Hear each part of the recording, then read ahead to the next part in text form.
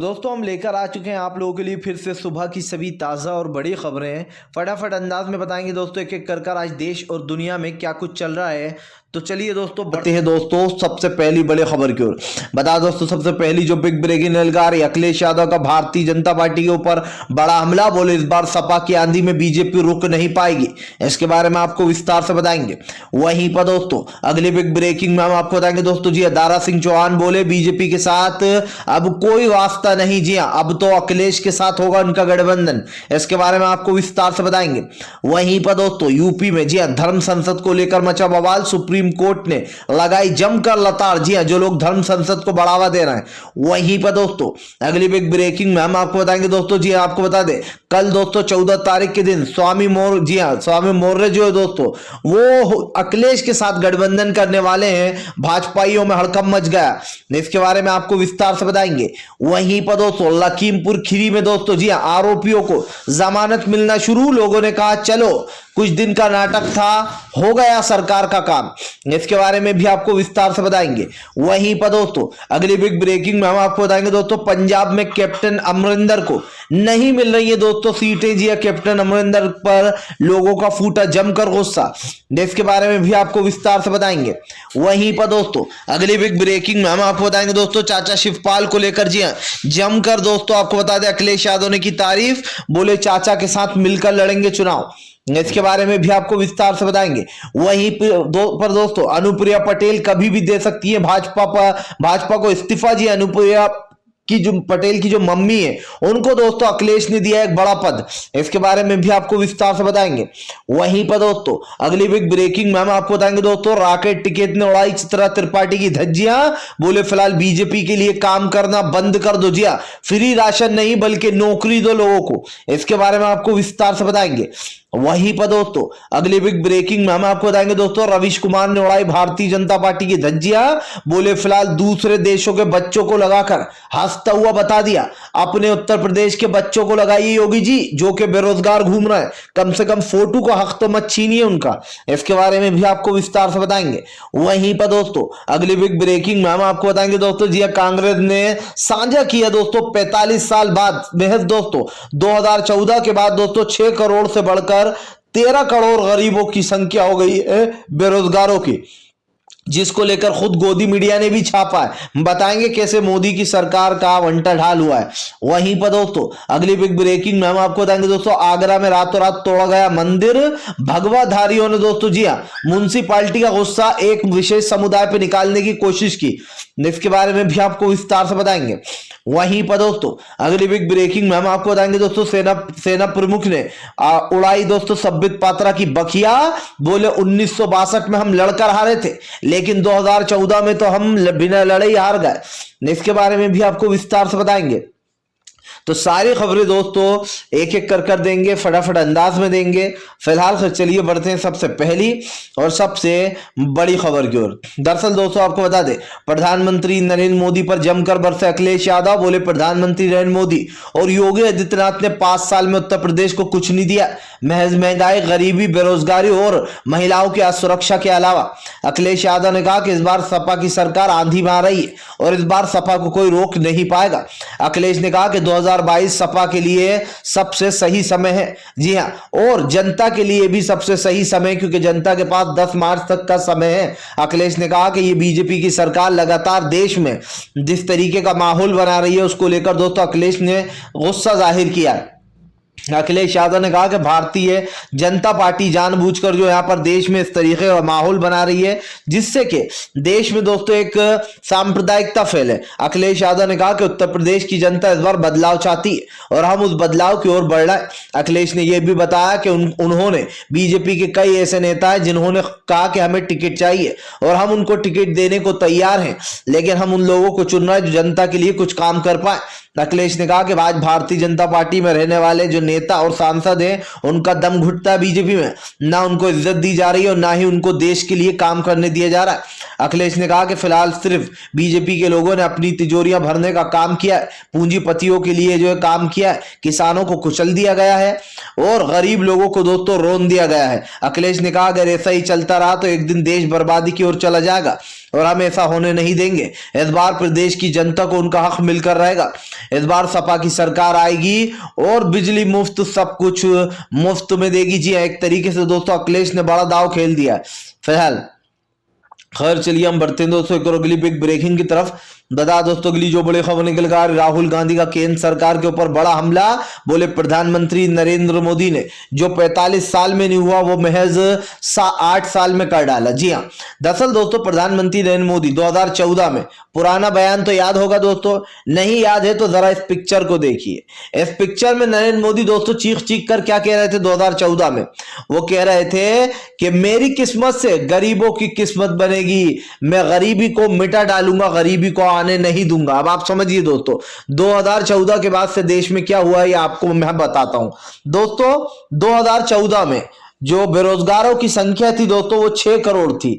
आज दोस्तों बेरोजगारों की संख्या जो है यहां पर वो 14 करोड़ से भी ज्यादा हो गई है, और इससे भी ज्यादा है बल्कि दोस्तों। मैं तो 14 करोड़ एक आसमान बता रहा हूं आपको। इसी के साथ साथ दोस्तों 2014 में मोदी सरकार ने साफ साफ कहा था कि फिलहाल मैं गरीबी को मिटा डालूंगा। लेकिन दोस्तों गरीबी मिटाना तो दूर, प्रधानमंत्री नरेंद्र मोदी ने जो खाने पीने की चीजें, जो दोस्तों यूज करने की चीजें, जो पेट्रोल डीजल गैस है, उस तक के दाम इतने उच्च कर दिए जिसके बाद दोस्तों जो आम जनता है वो कहां से खाएगी और कहां से खरीदेगी, ये सबसे बड़ा सवाल है दोस्तों।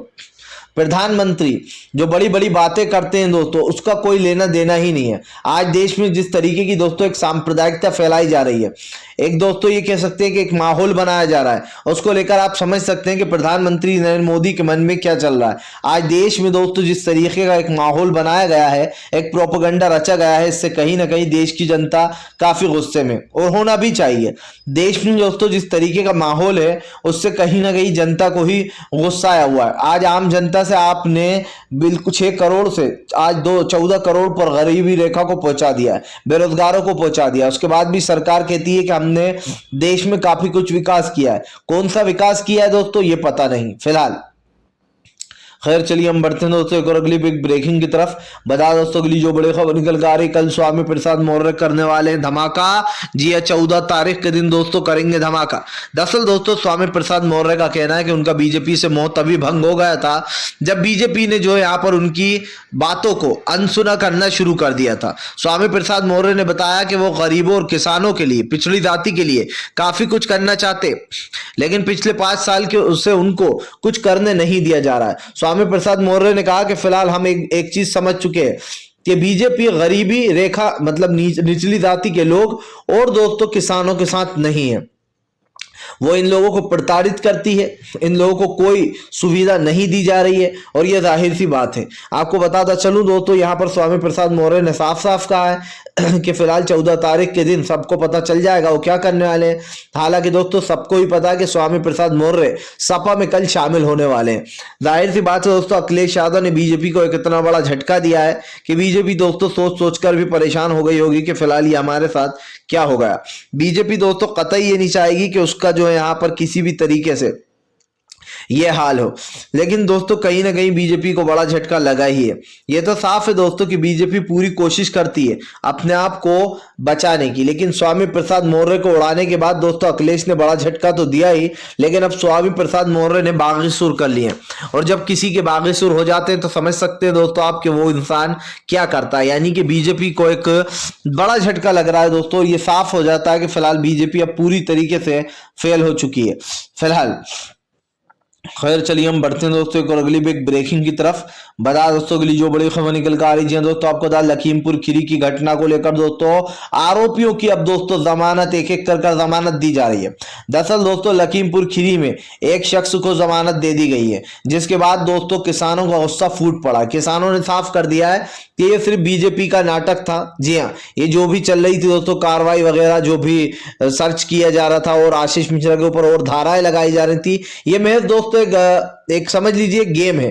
क्योंकि दोस्तों आप समझिए आज जो आशीष मिश्रा के खिलाफ जो चार्ज लगे हैं, जो चार्ज बढ़ाए गए हैं, क्या कल भी ये चार्ज रहेंगे? जी हाँ दोस्तों, नहीं रहेंगे, क्योंकि चार्ज लगाना और साबित करने में बहुत फर्क होता है। एक समय वो आएगा दोस्तों जब आशीष मिश्रा का केस अपने आप ही बंद हो जाएगा, सीएम योगी आदित्यनाथ की तरह। योगी आदित्यनाथ के ऊपर दोस्तों कितने मुकदमे दर्ज हैं, और खुद अजय मिश्रा यानी कि दोस्तों आशीष मिश्रा के बाप के ऊपर कितने हत्या के केस दर्ज हैं, ये अगर आप अभी निकालोगे तो आप खुद हैरान हो जाओगे। लेकिन क्या हुआ दोस्तों, अजय मिश्रा जो है वो आज सोचिए गृह राज्य मंत्री है, एक क्रिमिनल गृह राज्य मंत्री है उत्तर प्रदेश में, ये आप सोच भी नहीं सकते। तो दोस्तों आशीष मिश्रा की तो बहुत छोटी बात है भाई, उसने तो 4 ही किसानों को मारा है, इसके हिसाब से तो वो बहुत छोटी बात होगी। हमारे किसान भाई जिन्होंने दोस्तों अपना खून बहाया, लगातार आंदोलन किया, उन किसानों को लेकर दोस्तों जो प्रतिक्रियाएं चल रही हैं, ये साफ दिखाई देता है कि देश में एक नतमस्तक माहौल बनाया जा रहा है,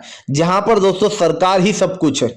जी आप समझिए, आशीष मिश्रा की जमानत की एक बात समझ लीजिए आप दोस्तों, अब जो जमानत की जो उसकी प्रक्रिया है वो एक तरीके शुरू हो चुकी है। पहले एक आरोपी को छोड़ा है, फिर दूसरा छूटेगा, फिर आशीष मिश्रा छूटेगा, फिर दोस्तों इसका केस चलता रहेगा। फिर एक दिन ऐसा भी आएगा दोस्तों जब बीजेपी अपनी सरकार में रहते हुए उस केस को रफा दफा करवा देगी। यही था इंसाफ। जी हाँ, और आप समझ लीजिए दोस्तों आज जो किसान गुस्सा है वो इसीलिए है फिलहाल। खैर चलिए हम बढ़ते हैं दोस्तों एक और अगली बिग ब्रेकिंग की तरफ। बता दोस्तों अगली जो बड़ी खबर निकल कर आ रही दोस्तों, जयंत चौधरी का भाजपा पर बड़ा हमला, बोले बीजेपी ने उत्तर प्रदेश की जनता को लूटा। जी हाँ, लूट मार लगा रखी, इन लोगों ने देश की जनता का पैसा खाया है। दरअसल दोस्तों जयंत चौधरी का कहना है कि उन्होंने भारतीय जनता पार्टी से तानाशाही वाली पार्टी आज तक नहीं देखी, और वो ये सवाल दोस्तों बार बार दोहराते हैं। मैंने जितनी भी बार उनका इंटरव्यू सुना है, बार बार वो तानाशाही वाला वर्ड यूज करते। क्यों दोस्तों? क्योंकि वो अच्छे से जानते हैं कि किसानों के साथ क्या किया है बीजेपी ने। जयंत चौधरी ने कहा कि भारतीय जनता पार्टी ने किसानों से वादा किया था कि उनकी आय 2022 में दोगुनी हो जाएगी। 2022 आ गया लेकिन किसानों की आय दोगुनी नहीं हुई। आपको बता दूं दोस्तों, किसानों के सामने जो वादे किए गए थे वो वादे निभाए नहीं गए, और यही कारण है जो जयंत चौधरी का गुस्सा बीजेपी के ऊपर फूट निकला। जयंत चौधरी ने कहा कि अगर बीजेपी जानती है कि उसको क्या करना है तो फिलहाल वो बताए। जी हाँ, कि क्या 2022 में किसानों की आय दुगनी हो गई? क्या किसानों को उनका हक दे दिया गया? जाहिर सी बात है दोस्तों, देश में जब इस तरीके का एक माहौल बनाया जाता है तो उसको लेकर कहीं ना कहीं देश की जनता सोच में पड़ जाती है।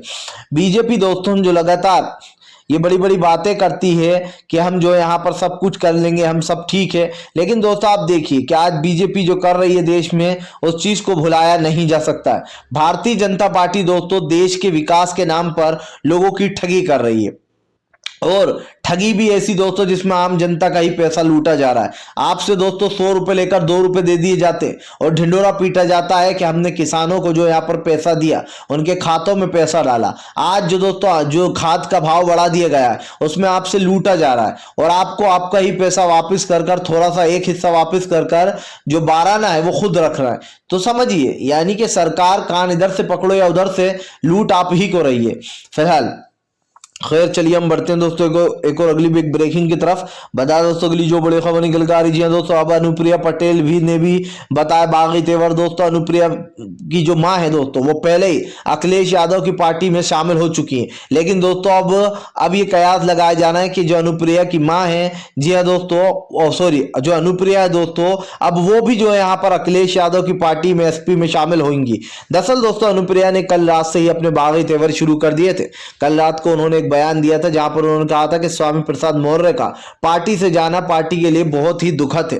जी हां, और दोस्तों इस तरीके से अनुप्रिया ने बीजेपी पर भड़ास निकालते हुए कहा था कि बीजेपी को सबका सम्मान करना चाहिए, सारे नेताओं का। अब जाहिर सी बात है दोस्तों कि अनुप्रिया की मम्मी के आने के बाद जी हां सपा जो है यहाँ पर अनुप्रिया को भी अपने पाले में लाने की कोशिश कर रही है दोस्तों, यानी कि जो आखिरी गठबंधन बचा है बीजेपी का वो भी दोस्तों टूटता हुआ नजर आ रहा है। जाहिर सी बात है दोस्तों, उत्तर प्रदेश में जिस तरीके की राजनीति चली है वो राजनीति दोस्तों बीजेपी को खोखला करती है।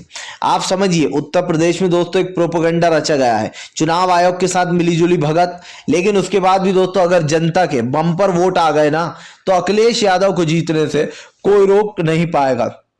और यही कारण है जो बीजेपी अब डर गई है, क्योंकि दोस्तों जितना भी समर्थन था वो तो अखिलेश की तरफ चला गया है, चाहे दलित समाज हो दोस्तों या यादव समाज हो या फिर ब्राह्मण हो। बस सिर्फ दोस्तों बीजेपी को एक ही लोगों को चुनना है और वो है ठाकुर। आप देख लीजिए उत्तर प्रदेश में सबसे ज्यादा भर्ती आपको ठाकुरों की ही दिखेंगी, पुलिस भर्ती है।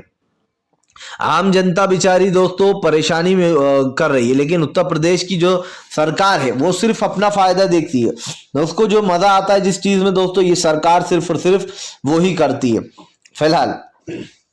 खैर चलिए हम बढ़ते हैं दोस्तों एक और अगली बिग ब्रेकिंग की तरफ। बता दोस्तों अगली जो बड़ी खबर निकल कर आ रही, रवीश कुमार ने खोली योगी आदित्यनाथ की पोल, जमकर खदर डाला। जी हाँ, दरअसल दोस्तों आपको बता दें रवीश कुमार ने भारतीय जनता पार्टी पर बड़ा हमला बोल दिया। दरअसल दोस्तों सरकारी वेबसाइट उत्तर प्रदेश की सरकारी वेबसाइट पर योगी आदित्यनाथ ने कुछ विदेशी बच्चों का फोटो लगा रखा है, जिन्होंने दोस्तों स्कॉलरशिप पूरी की और पढ़ाई कर उनको अब जॉब दे दी गई है। जिसके बाद दोस्तों किसी की नजर इस फोटो पर नहीं पड़ी, लेकिन दोस्तों यहां पर रवीश कुमार की नजर पड़ गई। रवीश कुमार ने कहा कि योगी आदित्यनाथ को इस फोटो को निकालकर उत्तर प्रदेश के बेरोजगारों का फोटो लगा देना चाहिए। ये जो हंसते हुए बच्चे हैं ये आखिर किस देश के हैं, कौन से देश के हैं, ये हमें योगी आदित्यनाथ बचाएं। और बेरोजगारी के दबाव में जिस तरीके से ये हंस रहे हैं वो भी हमें पता चलना चाहिए। रवीश कुमार ने कहा कि भले ही उत्तर प्रदेश के युवाओं को नौकरी ना मिले, लेकिन कम से कम वेबसाइट पे फोटो पर तो उनका ही हक है। योगी आदित्यनाथ निकाल फेंकिए इस फोटो को और लगाइए उत्तर प्रदेश के असली बच्चों का फोटो, जिनके चेहरे पर ऐसी हंसी होना चाहिए। रवीश कुमार ने कहा कि भारतीय जनता पार्टी ने जिन विदेशी बच्चों की फोटो लगाई है वो विदेश के बच्चे न जाने कहां के, यहाँ के तो है नहीं। जाहिर सी बात है दोस्तों चीन और जापान के नजर आ रहा है। अब अपनी वेबसाइट पर दोस्तों ये फोटो लगाना, विकास के नाम पर ये बताना, तो इससे तो साफ दिखाई देता है दोस्तों कि योगी आदित्यनाथ के पास कुछ भी बताने को नहीं है। रवीश कुमार ने कहा कि अगर आपके पास बताने के लिए है तो लगाइए उत्तर प्रदेश के बच्चों की, बेरोजगारों की फोटो। कम से कम फोटो का तो हक मत छीनिए, फोटो भी विदेशियों की लगा दी। जाहिर सी बात है दोस्तों जो सरकार कर रही है उसको लेकर सरकार पर सवाल उठ रहा है। और क्यों उठ रहा है दोस्तों ये आप अच्छे से जानते हैं। बीजेपी किसी भी हाल में उत्तर प्रदेश के चुनाव को जीतने की कोशिश कर रही है, लेकिन रवीश कुमार सर जैसे पत्रकार भी हैं जो कि आज सच्चाई लाते हैं दोस्तों सामने। और जाहिर सी बात है दोस्तों कि हम आप तक वही पहुंचाते हैं जो सिर्फ सच है। रवीश कुमार सर ने जिस तरीके से बीजेपी की कमजोर नस पकड़ी है दोस्तों, इस फोटो पर अभी तक किसी की नजर नहीं गई होगी कि सरकारी वेबसाइट पर भी दोस्तों ये फोटो लगा रखी विदेशियों की और यहाँ के बच्चों का बताया जा रहा। मतलब एक तरीके से ये बताया जा रहा है कि देखिए उत्तर प्रदेश की पढ़ाई और लोगों को कैसे नौकरियां मिली हैं। वरना दोस्तों अगर यहाँ के बच्चों की लगा दी जाए बेरोजगारों की, तो उनके तो बेचारों के और रोते हुए चेहरे आएंगे, जाहिर सी बात है। फिलहाल खैर चलिए हम बढ़ते हैं दोस्तों को अगली बिग ब्रेकिंग की तरफ। बता दोस्तों अगली जो बड़ी खबर निकल कर आ रही दोस्तों, रॉकेट टिकट ने उधेड़ी। जी है दोस्तों, आज तक की पत्रकार चित्रा त्रिपाठी की बकिया, बोले फिलहाल फ्री नहीं नौकरियां दो। जी हाँ, दरअसल दोस्तों चित्रा त्रिपाठी कह रही थी कि उत्तर प्रदेश में काफी लोगों को फ्री अनाज दिया गया है। आपको क्या लगता है रॉकेट टिकट दी, ये जो फ्री अनाज दिया गया है इससे उत्तर प्रदेश का भला होगा? रॉकेट टिकट ने दोस्तों ऐसा जवाब दिया कि आप भी सुनकर हैरान हो जाएंगे और कहेंगे कि जवाब हो तो ऐसा। रॉकेट टिकट ने कहा कि उत्तर प्रदेश की जनता को फ्री अनाज नहीं चाहिए, फ्री अनाज मत दो, अगर देना ही है तो उनको रोजगार दो, उनको नौकरी दो। चित्रा त्रिपाठी फिर दोस्तों अपने सवाल पे आ गई कि फ्री अनाज तो अच्छी बात है, रॉकेट टिकट दी। रॉकेट टिकट ने कहा कि मैं क्या कह रहा हूं कि फ्री अनाज मत दो, उत्तर प्रदेश के लोगों को नौकरी दो, वहां की जनता को जो यहाँ पर रोजगार दो। ये चाहता है आज युवा। इन लोग की पोल तो तब खुली जब ये लोग हमारे गांव में आए। रॉकेट टिकट ने कहा कि इनकी पोल खुली नहीं पाती अगर ये गांव में नहीं आते। आज पुलिसकर्मी जो उनको नौकरियां तो है लेकिन वो घरों पर बैठे हुए हैं। जी हाँ, अब आप समझिए दोस्तों कि घर में बेरोजगार बैठना कितना भयंकर काम है। और यही बात रॉकेट टिकट बताते हुए नजर आ रहा है कि अगर कुछ करना ही है गरीबों के लिए तो जो यहाँ पर उनको फ्री अनाज मत दो, उनको जो यहाँ पर रोजगार दो। फिलहाल चलिए बढ़ते हैं और अगली बिग ब्रेकिंग की तरफ। बता दोस्तों संबित पात्रा की दोस्तों जी सेना प्रमुख ने उधेड़ी बकिया।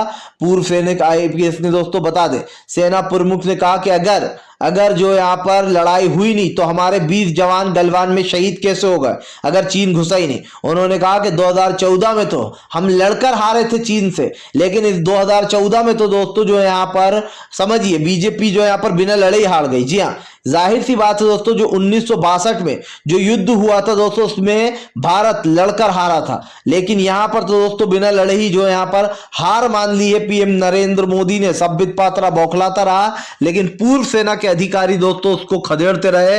बोले बीजेपी हमेशा ये कहती है कि कोई चीन नहीं घुसा, अगर गलवान में चीन के लोग नहीं घुसे थे तो फिर हमारे 20 जवान शहीद कैसे हो गए, उनको किसने मार दिया? फिलहाल दोस्तों आप इस सब पर क्या कहना चाहते हैं जरूर कमेंट बॉक्स में लिखिएगा। वीडियो पसंद आए तो लाइक करें, चैनल पर पहली बार आए हैं तो सब्सक्राइब जरूर कर लें। पास में एक घंटी आएगी दोस्तों, उसको भी दबा दें ताकि हमारे हर वीडियो की जो अपडेट है दोस्तों वो आपको मिलती रहे और आप इस तरीके की सच्ची न्यूज़ों से जुड़े रहें और सच्ची और सही खबरें दोस्तों आप तक पहुंचती रहें। ये हमारा प्रयास रहता है और हम वही खबर आप तक पहुंचाते हैं जो खबर आप तक पहुंचनी चाहिए। जी हाँ दोस्तों, आजकल जब पूरी मीडिया गोदी मीडिया में तब्दील हो चुकी है उसके बावजूद भी हम आप तक सही